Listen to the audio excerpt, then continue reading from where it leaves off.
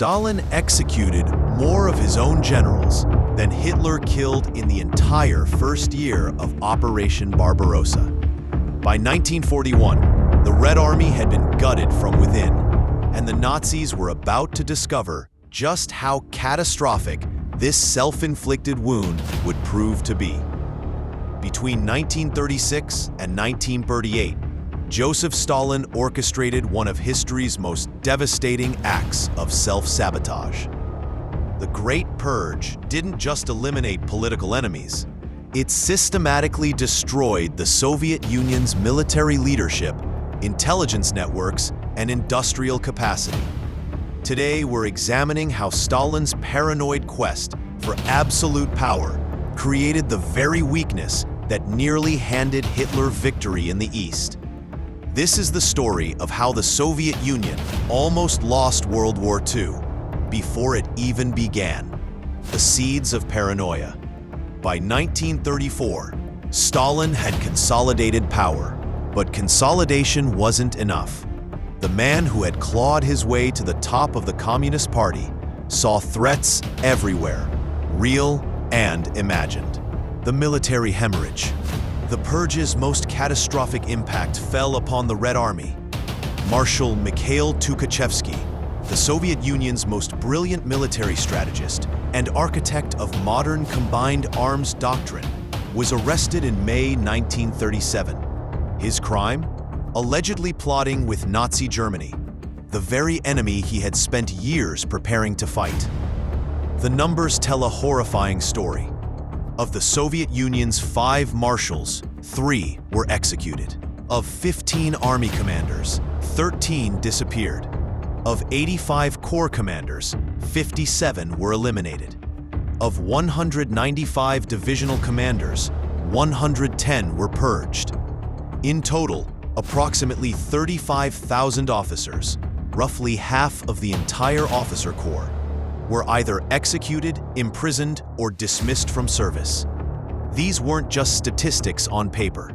These were the men who had developed Soviet military doctrine, who understood combined arms warfare, who had experience from the Russian Civil War and Spanish Civil War.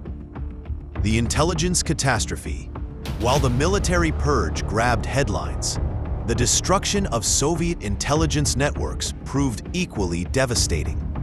The NKVD, Stalin's secret police, turned on itself with cannibalistic fury. Nikolai Yezhov, the architect of the purge's peak phase, was himself eventually arrested and executed by his successor, Lavrenti Beria. Foreign intelligence operations collapsed as networks built over decades were rolled up. Experienced agents were recalled to Moscow and executed. Their contacts abroad were abandoned or eliminated. By 1939, Soviet intelligence had lost most of its capability to gather information about German military preparations, a blindness that would prove nearly fatal in 1941. The purge created a perfect storm of institutional weakness, just as international tensions reached a boiling point. Hitler was rearming Germany.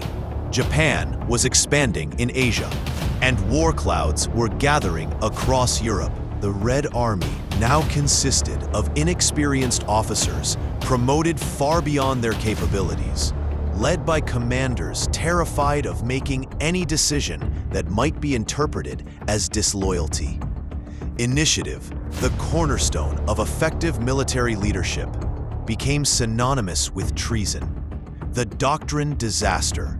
Tukhachevsky and his fellow theorists had developed deep battle doctrine, sophisticated combined arms tactics that emphasized mobility, coordination between different military branches, and rapid exploitation of breakthroughs. These concepts were far ahead of their time, anticipating the very blitzkrieg tactics the Germans would later employ. But with Tukhachevsky dead and his followers purged, these innovations were abandoned. The Red Army reverted to more conservative, defensive doctrines, just as warfare was becoming increasingly mobile and dynamic. The Finnish fiasco. The Winter War of 1939–40 against Finland exposed the purge's devastating effects for all the world to see. Hitler and his generals took careful note. If the mighty Red Army could barely handle Finland, how could it possibly resist the Wehrmacht? The purge had not only weakened the Soviet military, it had advertised that weakness to the world's most dangerous predator. The industrial impact. The purge extended far beyond the military and security services. Industrial managers, engineers, and technical specialists were swept up in the paranoid hysteria. Factory directors who failed to meet impossible production quotas were accused of sabotage. Engineers who pointed out technical problems were branded as wreckers. The Soviet Union's defense industry, crucial for military modernization, operated in an atmosphere of terror. Innovation required risk-taking, but risk-taking could be fatal if experiments failed. The result was technological stagnation, precisely when rapid military modernization was essential. June 22, 1941, Operation Barbarossa begins. 3 million German soldiers, supported by tanks, aircraft, and artillery, smash across the Soviet border in the largest military operation in human history. The Wehrmacht's advance is devastating, surpassing even Hitler's wildest expectations. In the first weeks, entire Soviet armies are encircled and destroyed. Millions of soldiers surrender or are killed. The purge's chickens have come home to roost in the most horrific way possible. Soviet commanders, paralyzed by years of terror, wait for orders from Moscow rather than responding to rapidly changing battlefield conditions. Communication breaks down. Units fight in isolation, unaware of the larger strategic situation. The institutional knowledge that might have enabled effective resistance has been systematically eliminated. Stalin himself, the architect of this disaster, reportedly suffered a nervous breakdown and disappeared to his dacha for several crucial days as the price of paranoia. By December 1941, German forces stood at the gates of Moscow. Leningrad was under siege, and Nazi armies had penetrated deep into Ukraine. The Soviet Union had lost territory containing 40% of its population and much of its industrial capacity. The purge had created the very vulnerabilities Stalin had sought to prevent.